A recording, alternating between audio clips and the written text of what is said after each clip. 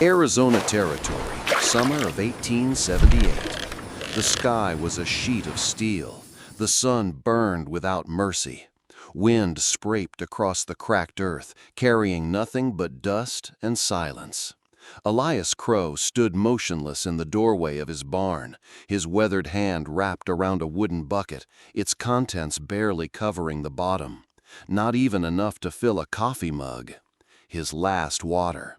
You saw him beg for water in the last story. Now he gives it away, his last drop, to someone no one else would save. If that moved you, subscribe, because the journey isn't over yet.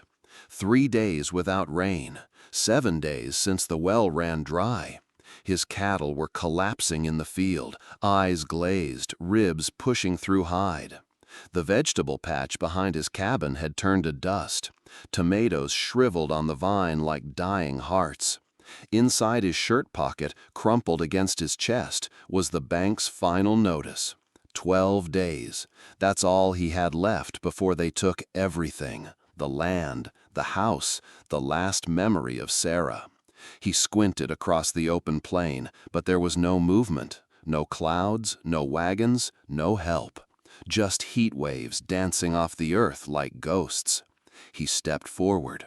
The dust crunched under his boots. The bucket swung by his side like a curse. Elias moved toward the garden. Maybe, just maybe, he could save a few plants. Tomatoes, maybe squash, something, anything. Then he saw it. Just past the fence line, slumped face down in the dirt, was a body. Elias stopped, blinked. It wasn't an animal, it was a man. He dropped the bucket. The water hit the dirt with a hiss, vanishing into the earth like it had never existed. He moved cautiously, eyes scanning the horizon for movement. A rifle leaned inside the doorway, but he didn't go for it. Something deeper than instinct pulled him forward. The man was young, dark-skinned, long black hair matted with sweat and blood. His shirt was torn and stained with dirt.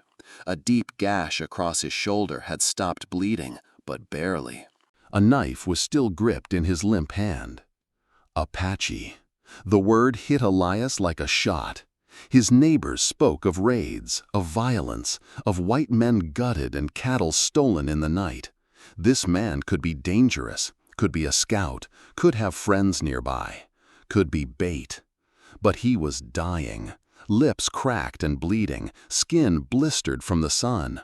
His chest barely moved with each ragged breath. Elias looked down at the ground.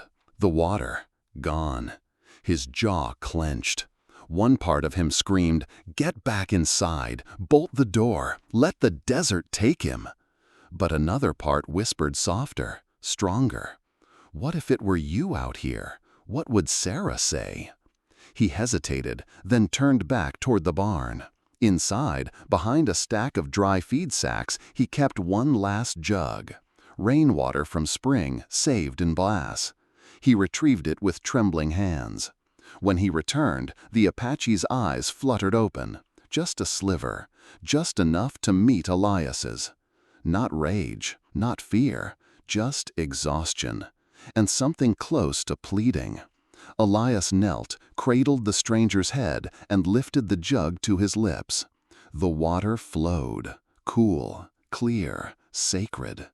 The man drank like he hadn't seen water in days.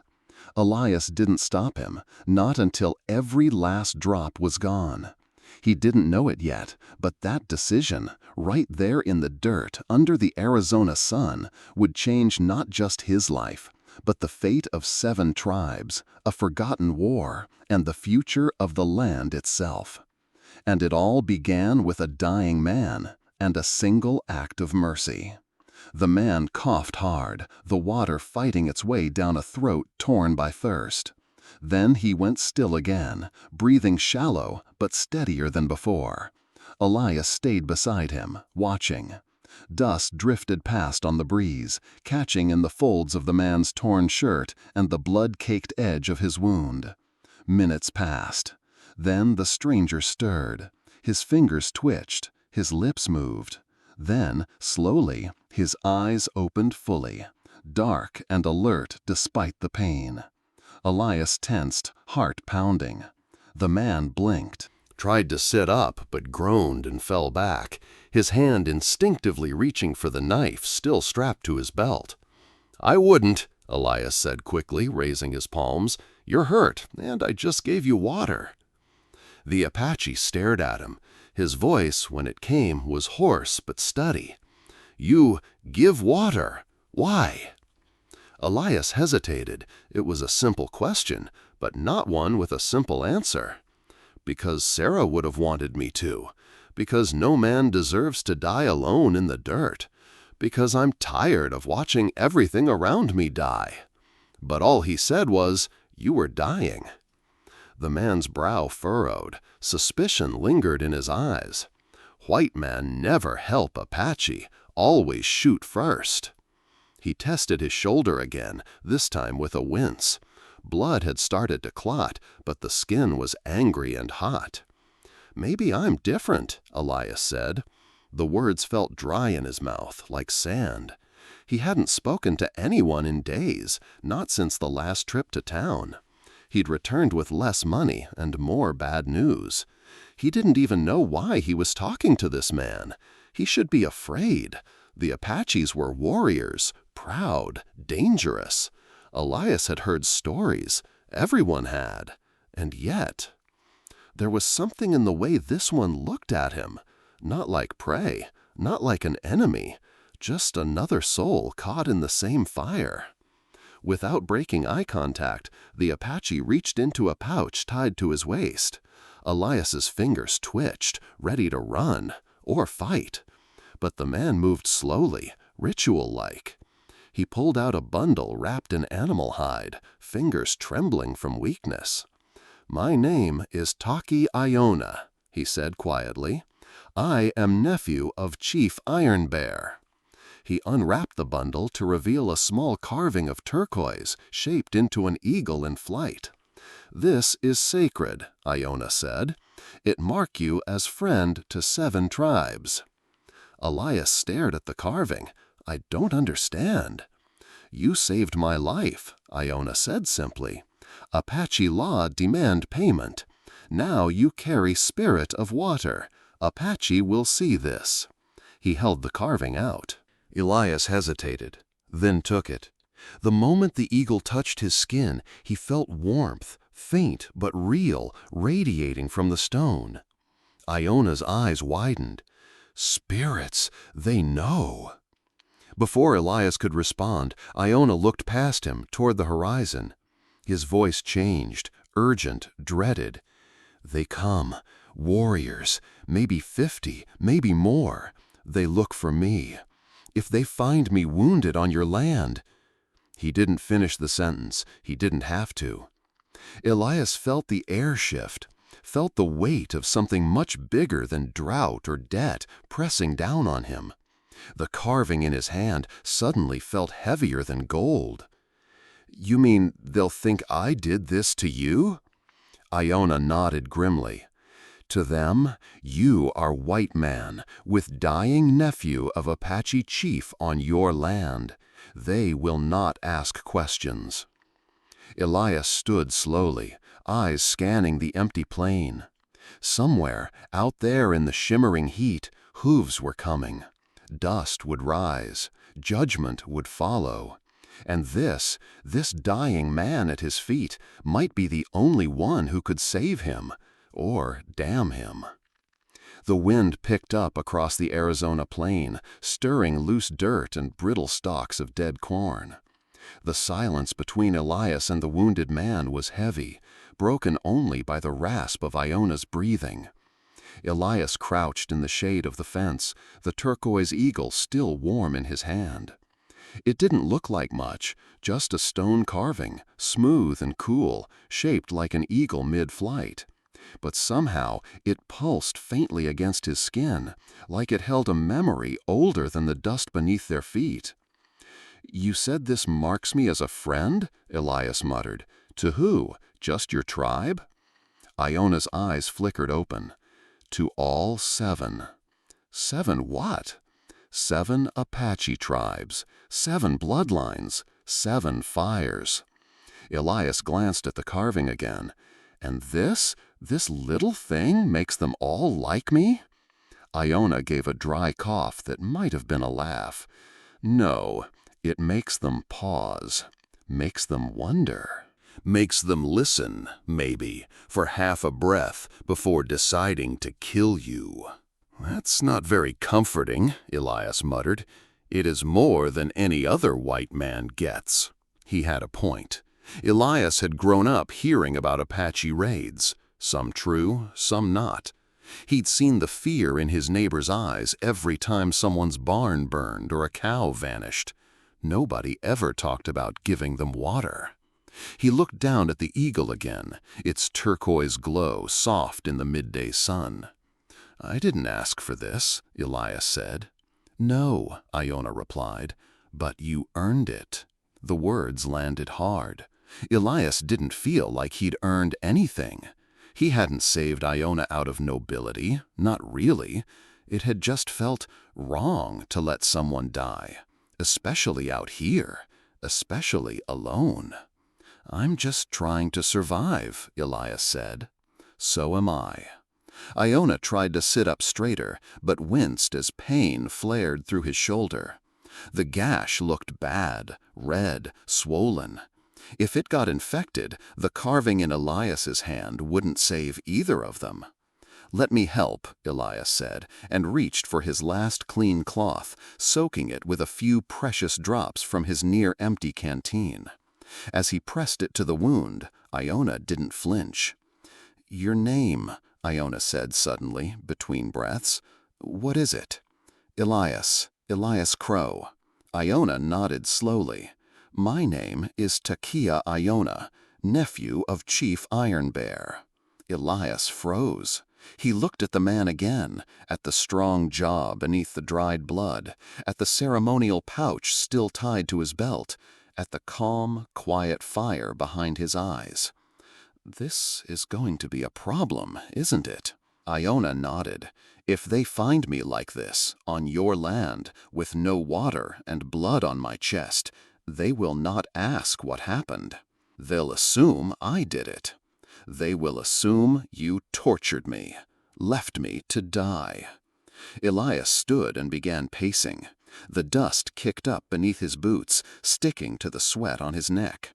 His hands shook, not from fear, but from how fast things were unraveling. "How long do we have?" Iona looked to the horizon. "Not long. They ride fast. They are angry." "And you're sure they'll come here?" "I am the chief's only nephew. I carry something important. They will come." Elias turned sharply. "What do you mean? Carry what?" Iona reached for a small leather bundle tucked beneath his belt. His hands were unsteady as he unwrapped it, revealing a second object, smaller than the eagle, wrapped in red cloth and sealed with a bone clasp. "Inside this," he said softly, "are the war tokens." War tokens? Symbols from each of the 7 tribes, proof of alliance. When placed together, they mean only one thing: war. Elias stared. "You were delivering these?" Iona nodded. 3 days ago. Then soldiers ambushed me. I ran, I bled, I found your land. If they find these tokens here, your people will think you helped me. If my people find me dying near your fence, they will think you tried to stop me." The wind shifted again. In the far distance, a flicker of dust stirred near the horizon. Iona looked at Elias and spoke slowly, deliberately. "You are in the middle now, Elias Crow, between 2 storms." The horizon was no longer empty. Elias stood beside his fence, staring at the distant shimmer of dust rising above the dry plain. It started as a smudge, like smoke from a dying campfire, but it was growing, fast. "Is that?" he asked. Iona, still seated with his back against the post, didn't look. he didn't need to. Yes. Elias squinted. The dust cloud moved with the rhythm of hooves. Not a wagon, not wind. Riders. How long before they're here? Iona's voice was quiet. Less than an hour. Elias cursed under his breath. The sun was high, and the land offered no cover. His cabin, his barn, his field, they were nothing but open targets. 50 men, he said, more to himself than anyone else. 50 armed warriors, and they think I tried to murder the chief's nephew. Yes, and they're not the kind to talk first. No.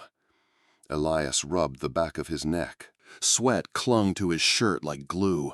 His throat burned with thirst, but there was no water left to ease it. I could run, he muttered. Saddle the mule, ride south. They'd find you here, maybe believe you died of the heat. Maybe. Iona turned to him slowly. And what happens when they follow your trail? When they find you running? What will they think then? Elias didn't answer. He didn't have to. Iona reached into his belt pouch and pulled out the turquoise eagle again. He held it out with both hands. They must see this, and they must see it before they see my wound. Elias took the carving carefully. It no longer felt just warm. It felt alive, pulsing faintly in his palm, like a heartbeat. "What do I say?" he asked. "Nothing. Let me speak.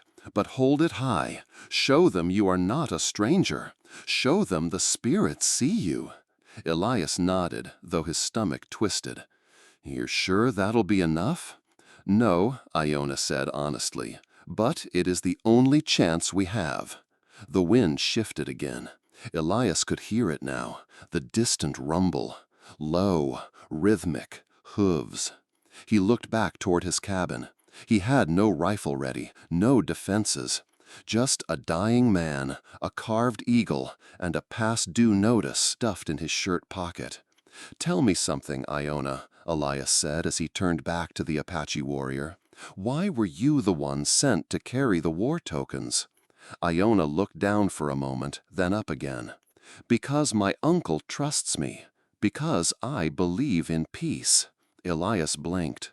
"Peace? You're carrying proof of war?" Iona nodded. "Sometimes to stop war, you must show how close it is. Bring the tribes together. Show them what is at stake. Make them choose. But if this falls into the wrong hands," Iona didn't let him finish, "then we all die." The sound was louder now. Elias could see shapes moving in the dust cloud, dark forms on horseback, swift and aligned. "They're riding in formation," Elias whispered. "They are not coming to search," Iona replied. "They come for war." Elias backed toward the house instinctively, then stopped. There was no point, no hiding, no escape. Iona spoke again, this time with a new edge to his voice. "There is something else." Elias turned. "Now? You tell me now?" Iona motioned him closer. When Elias crouched, Iona whispered, "I did not come alone." Elias stiffened. "What?" Iona winced as he shifted. "There were others, not warriors, messengers, advisors. They scattered during the ambush. Some may be captured, some may be dead." "And the tokens?" "I carried them all. I hid them, some nearby, some with me." Elias's head was spinning. "So if the riders search my land, they will find what looks like betrayal." The ground trembled faintly beneath their boots now. The riders were close, too close. Iona grabbed Elias's arm with surprising strength. "If I fall, if they do not listen, you must not run." Elias stared into his eyes. "What then?" Iona's expression hardened. "Then you must stand and hold the eagle and pray the spirits remember what you gave me." What do you think Elias will do next to face this challenge? Share your thoughts in the comments. The first riders crested the hill, and the war began, not with bullets, but with a cloud of dust and a test of faith. The hooves had not yet reached the fence, but Elias felt them pounding in his bones. Inside the cabin, Iona lay across the floor on a worn-out blanket. His skin shone with sweat, and his eyes were glassy from pain. Elias had managed to help them inside, but now there was nowhere else to go, no more time. Outside, the sound of riders grew louder, closer, rhythmic, measured, like war drums. Elias knelt beside Iona. "You said the war tokens were hidden?" Iona nodded weakly, then gestured toward the rear window. "Behind the boulder near your east fence, under the rocks. I buried them before I collapsed." "How many?" "7, one from each tribe." Elias swallowed hard. "And they mean what exactly?" Iona looked at him as if searching for understanding. "They are not just symbols. Each one is carved by the tribal elder's own hand. A bone, a metal shard, a feather, a claw. Together they mean unity. They mean blood oath." "And they're supposed to go where?" "To a sacred circle, where the chiefs meet. When all 7 tokens are placed in the center, it signals that war is ready.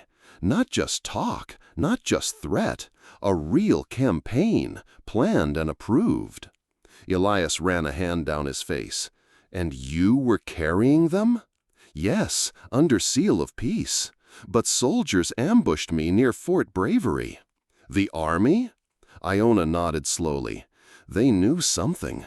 Not everything, but enough to want the tokens, to stop the alliance." Elias leaned back against the wall, brain spinning. "So if the soldiers get them?" "They use them to arrest leaders, break the tribes apart, claim the Apache are plotting rebellion." "And if your uncle finds them here?" "He will believe you stole them." Elias's voice came out thin and bitter. "Perfect." Iona shifted again, grimacing from the pain in his shoulder. He was growing weaker by the hour. "There's more," he said. Elias glanced at him. "Of course there is. 3 days ago, I found out something dangerous. The alliance isn't what it seems." Elias looked at him sharply. "What do you mean?"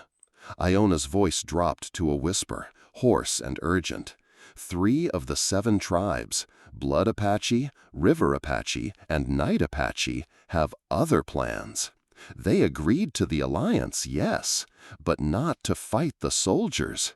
They plan to betray the rest. Elias stared, mouth slightly open. "Betray them how?" "Let the other 4 attack first. Let them die. While they hold back, gather land, gather power." Elias's breath caught. "And your uncle?" "He doesn't know. He thinks the alliance is real, that we stand together. But if I show him what I found, he won't believe me." "Blood Apache is led by his own brother." Elias shook his head in disbelief. "You're saying one of the 7 tribes is working with the army?" "Worse, selling information, maps, patrol schedules, in return for weapons and gold." "And you have proof?" Iona nodded. 3 of the tokens. They carry more than symbols. They carry secrets, hidden markings, plans carved beneath the surface. Elias's blood ran cold. "And those tokens are the ones you buried?" "No, those I kept separate, hidden in my pouch, right here." He patted the side of his belt where a thin leather bundle was strapped tightly under the bandages. "If they're found, they prove treason, but they also prove I knew. And if my uncle sees that, he may think I conspired too." Outside, a voice shouted in Apache, harsh, commanding. Elias moved to the window. The first of the riders had arrived, war paint, bows and rifles, faces painted red and black. One rider dismounted and began walking toward the cabin. Iona's voice called weakly behind him. "You must not speak of the tokens, not until we know who is truly listening." Elias looked back. "Then what the hell do I do?" Iona stared straight at him. You hold the eagle. You stand between the lies.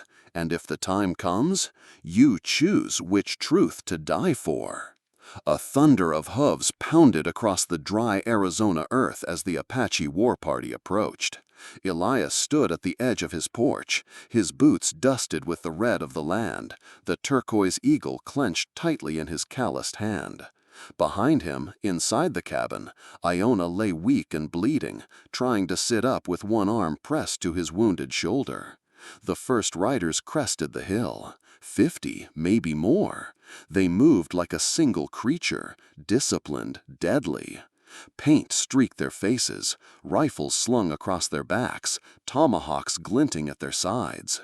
And at the front rode a man larger than the rest, his chest bare and scarred, his long hair braided with eagle feathers. He dismounted before his horse had fully stopped, boots landing with the weight of authority. He strode forward without hesitation. "I am Iron Bear," he said, voice deep and calm, "chief of the 7 tribes." Elias nodded, his throat dry. Elias Crow. Iron Bear's eyes dropped to the turquoise eagle in Elias's hand. "My nephew says you gave him water." "I did." "You knew who he was?" "No, not until later." Iron Bear studied him. "Then why?" Elias swallowed. "He was dying." The chief didn't answer immediately. His gaze lingered on the carving. Then, with a flick of his fingers, 2 warriors dismounted and moved toward the cabin. "What are they doing?" Elias asked. "Searching," Iron Bear replied. "For what?" "For the truth."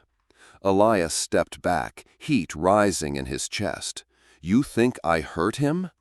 "I think you are a white man with a dying Apache in his yard. I think that makes you dangerous." Iona's voice called weakly from inside. "Uncle, he saved me." Iron Bear turned. "You were to return 3 days ago.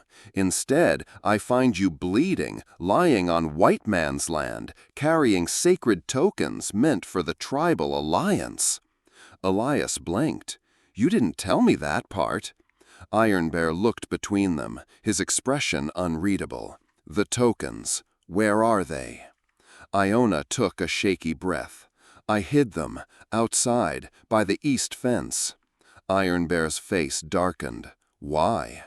"Soldiers attacked. I didn't want them taken." Iron Bear motioned for 2 warriors to follow, and walked toward the boulder beyond the field. Elias followed at a distance, heart thudding. One warrior knelt and began lifting stones. Moments later, he pulled out a bundle wrapped in faded red cloth, tied with sinew. Iron Bear took it with reverence. He knelt and unwrapped the cloth slowly. Inside were 4 tokens: a carved bone, an obsidian shard, a feather blackened with soot, and a jagged piece of silver, each one marked with the insignia of a tribe. But not all. Iron Bear's jaw clenched. "Where are the others?" "I lost them," Iona called out behind them, "during the ambush." The chief's gaze turned sharp. "Convenient." Elias stepped forward. "He nearly died. He barely made it to my fence before collapsing." "And yet," Iron Bear said, rising to his full height, 4 tokens survived. 4 placed here, on your land." "They were hidden," Elias insisted. "I didn't even know they were there until he told me this morning." "Then where are the rest?" Elias hesitated. He knew Iona carried them on his person. He'd seen the pouch beneath the bandages. If he told the truth, Iona might be executed for withholding them. If he lied, he could be executed for betrayal. "I don't know," he said finally. Iron Bear took a step closer, eyes narrowing. "You carry the eagle. You claim to be friend. But the last time a white man touched these tokens, war nearly started. You understand what they mean?" Elias nodded. "I do now." The chief's gaze pierced him. "Then you also understand what it means when they go missing." Elias said nothing. There was nothing he could say that would matter. Iron Bear turned to his warriors. Search the house thoroughly. Two of them pushed past Elias and re-entered the cabin. He followed them in, pulse racing. One tore through the kitchen shelves. The other lifted floorboards. Iona's voice came again, soft but urgent. "Uncle, Elias is not enemy. He gave me water when he had none left for himself." "That proves his mercy," Iron Bear replied coldly. "It does not prove his loyalty." Elias turned. "What would?" Iron Bear faced him fully. "Return the missing tokens and name the soldiers who attacked." "I don't know the soldiers." Iron Bear's tone sharpened. "Then tell me why the trail of blood leads from the desert to your fence. Why your hands do not tremble like an innocent man." Elias stared at him. "Because I'm not afraid of you." The room went still. Iron Bear tilted his head. "No? No, I've already lost everything." "My wife, my land, my future. If you kill me, I die the same as I've lived, trying to do the right thing." The chief looked at him long and hard. Then, slowly, he turned away. One warrior approached and whispered something in Apache. Iron Bear's expression darkened. He turned back. "Another trail leads west. More blood, more questions." Elias knew then, whatever was coming next, it would not be words. It would be fire. The wind shifted. The warriors surrounding Elias and Iron Bear grew still, their eyes fixed on the horizon as another dust cloud appeared, thinner, darker, but no less ominous. This was not a search party. It was a statement. The second group rode hard and fast, 20 strong, all mounted on dark horses, their weapons exposed and their faces masked in war paint. At their head rode a man taller than most, his body wrapped in a red-stitched leather vest, chest bare beneath, painted in streaks of black and blood-colored lines. His long black hair was tied with crow's feathers and bone beads. His eyes held no warmth. Elias didn't need Iona to say it. This was Red Vulture. He dismounted with practiced grace and approached like a man who owned the ground beneath his feet. The warriors flanking Iron Bear instinctively shifted to form a half-circle. Tension rippled through them like the tremor before a quake. "Brother," Red Vulture said, his voice low and deceptively calm, "you found our nephew." Iron Bear crossed his arms. He was attacked, left to die. On the land of a white farmer. Red Vulture turned his eyes toward Elias. Curious. Elias kept his voice steady. "He made it to my fence, bleeding and unconscious. I gave him water. That's all." "That's not all," Red Vulture said smoothly. "Word travels, brother. Fast, too fast, perhaps.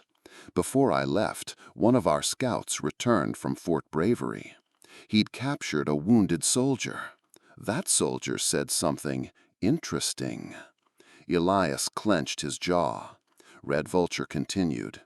"He said the U.S. Army had made arrangements with a settler outside the fort, a rancher, someone desperate, in debt, willing to trade information about Apache plans in exchange for protection and payment." Iron Bear's gaze flicked to Elias, but he said nothing. Elias stepped forward. "That's a lie." Red Vulture raised a brow. "You deny being in debt?"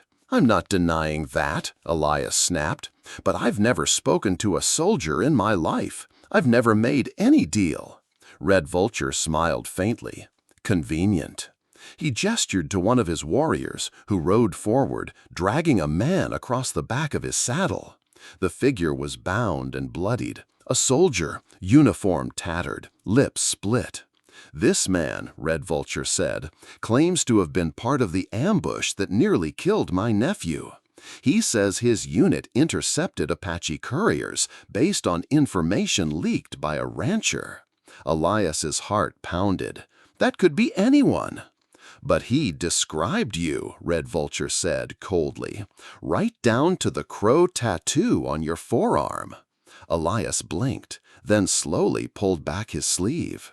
There it was, an old faded tattoo, a single black crow perched on a wire, something he'd gotten when he was 20 and reckless. He hadn't thought about it in years. Red Vulture stepped closer. "Still think this is coincidence?" "I think someone's using me," Elias growled. "Someone who knew Iona was coming." Iron Bear finally spoke. "You carry the eagle. You saved my blood. But you stand in a storm, Elias Crow." Elias turned to him. "Then ask the one thing that cannot lie." Iron Bear looked at his brother, then at the gathering warriors. He spoke in Apache, firm, resonant. The warriors murmured, then quieted. "We go," Iron Bear said, "to the sacred canyon. Let the fire decide." Red Vulture's expression flickered. For the first time, he looked uncertain. "Now?" he asked. Iron Bear didn't flinch. "Now, before any more words twist truth." Iona, pale and leaning against a post, nodded weakly. "The fire listens." And so they rode. Elias was tied behind a warrior, the turquoise eagle still clutched in his hand. Iona rode double with another, holding his wound. Red Vulture led his own faction, his eyes never leaving Elias. And Iron Bear rode ahead, silent, like a judge already reading the sentence. They descended into the canyon as the sun began to fall. The walls were tall and red, echoing their hoofbeats. In the center stood the sacred fire pit, ringed with ancient stones, blackened from generations of ritual.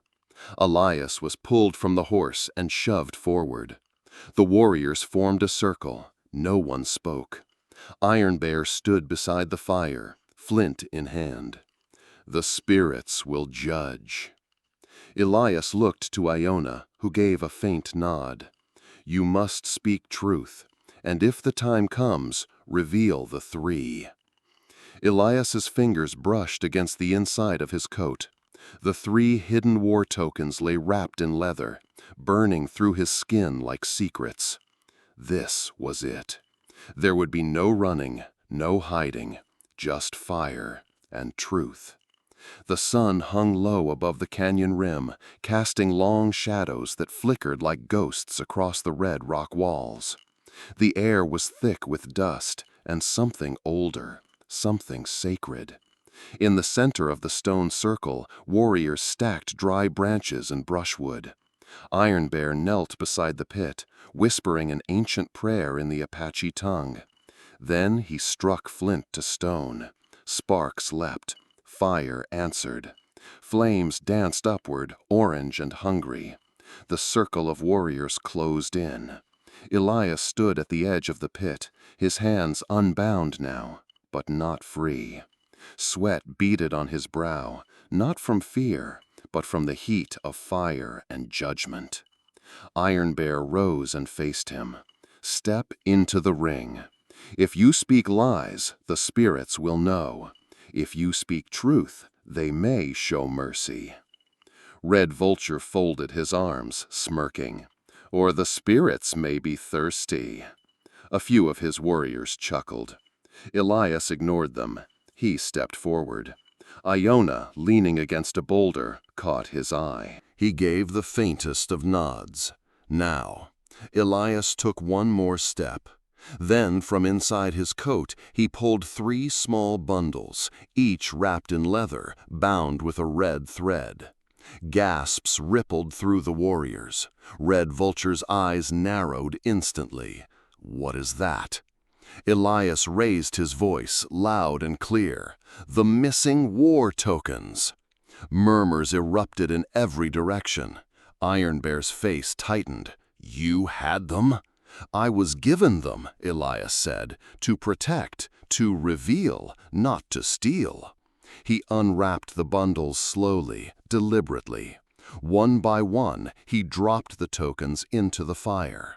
The River Apache token, a carved antler, etched with winding lines like a map of water.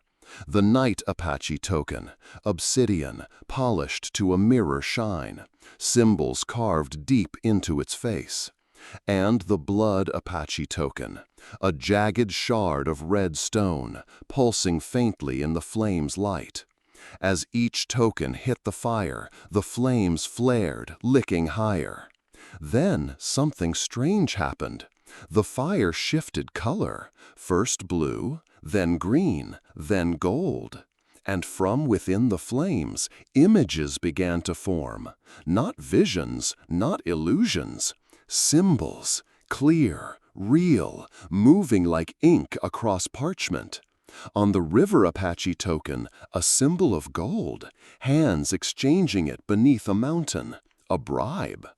On the Night Apache token, a drawing of Apache warriors being ambushed by soldiers, with no army forts nearby, a betrayal. But it was the Blood Apache token that held the most damning revelation. Etched into its face, now glowing with heat, was a detailed map of Fort Bravery, patrol routes, supply caches, and a mark, clear as day, the sacred meeting place of the 7 tribes. The fire showed more, lines of communication, trade routes, shipment logs, and at the bottom, carved so deep it cracked the token's base. A symbol, not of Apache origin, but of the U.S. cavalry. The canyon went dead silent. Then Iron Bear turned slowly to face his brother. Red Vulture stood frozen. Iron Bear spoke, voice like stone grinding against stone. "These tokens carry more than unity. They carry treason." Red Vulture's mask of calm slipped, his eyes flashed. They were planted, forged. "No," Iona said hoarsely, stepping forward despite his pain. "I found them. I saw them. You planned to let the 4 tribes strike first, then pull back your warriors. Let them die while you take their land." Red Vulture snarled, hand moving to his blade. "You would betray your own blood." "I would protect the tribe from rot," Iona said, steel in his voice. Iron Bear stepped toward Red Vulture. "You used my name. You used our history. You tried to start a war, not for honor, but for power." The warriors began to move, shifting their horses, drawing closer. Several raised their weapons, not at Elias, but at Red Vulture. The traitor chief looked around and realized the tide had turned. "Fools," he spat. "You would believe a white man over your own kin." Elias took a breath. "They're not believing me. They're believing what's burning in front of them." The fire crackled, spitting embers upward, as if answering. Then Red Vulture roared and lunged, blade in hand, aimed straight for Elias. Iona cried out, but Elias was faster than anyone expected. He grabbed a burning branch from the sacred pit, flames wrapping up the wood, and swung it wide. Red Vulture recoiled, his cloak catching fire at the edge. Iona tackled him from the side, dragging him to the ground. The 2 men rolled, blade flashing, ash scattering across the stone. Elias rushed in, swinging the branch again, driving it down between them, forcing Red Vulture's hand back. Iona seized the opening, one hard strike to the jaw. Red Vulture went limp. The canyon held its breath. Then Iron Bear stepped forward, picked up the red token from the fire with a gloved hand, and turned it toward the warriors. "This was never war," he said. "It was a trap." Red Vulture lay face down on the canyon floor, arms bound behind him, blood trickling from the corner of his mouth. His once imposing presence had collapsed beneath the weight of exposure and fire. The sacred tokens had done what no blade could, stripped him of his power. The fire in the pit still burned, but now it burned steady, quiet, like it was satisfied. Iron Bear stood over his fallen brother, face carved in granite. The warriors gathered in a tightening circle. Some of them, Red Vulture's own, lowered their weapons, shame written across their faces. Others spat in the dirt as if trying to rid their mouths of his name. No one cheered. There was no victory in betrayal. Iron Bear looked to Iona, who stood with one arm clutched to his chest, breath ragged. "You knew," the chief said.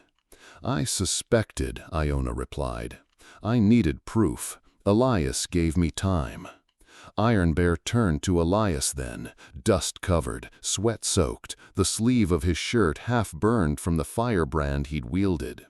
"You fought to protect him?" the chief asked. Elias nodded.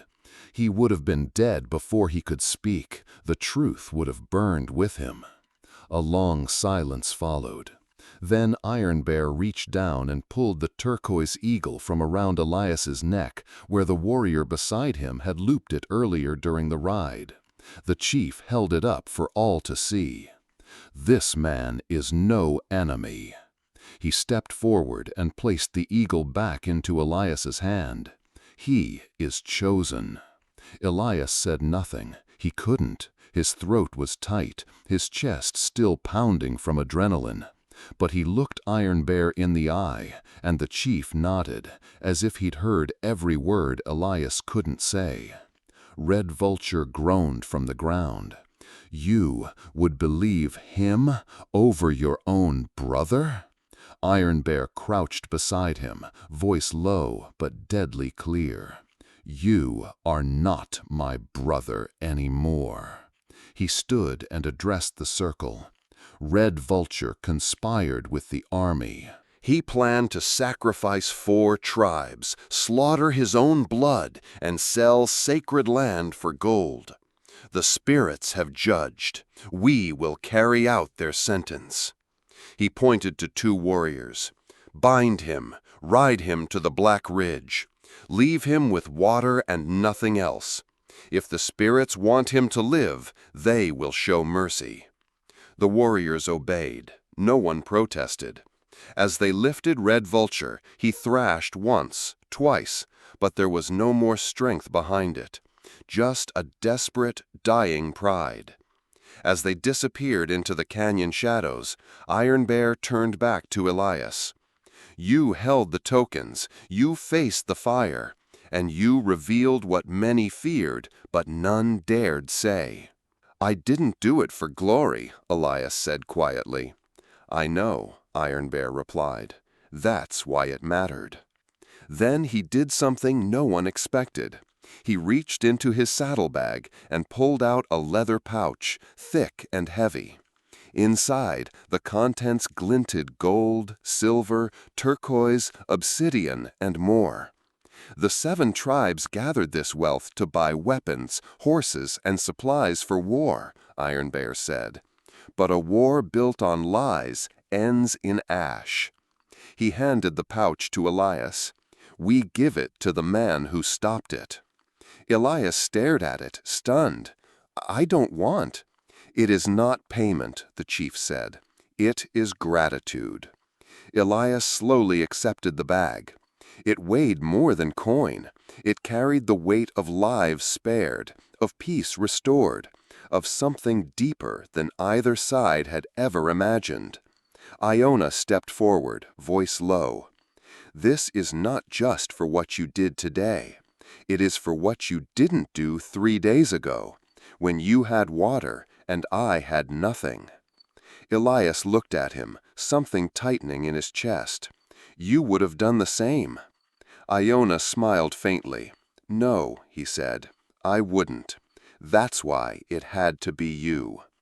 The fire crackled softly behind them.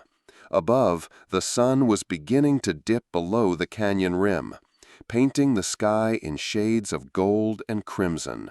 The war had ended not with swords, but with truth, and a single act of compassion that refused to be buried in dust. Elias turned to face the circle of warriors one last time.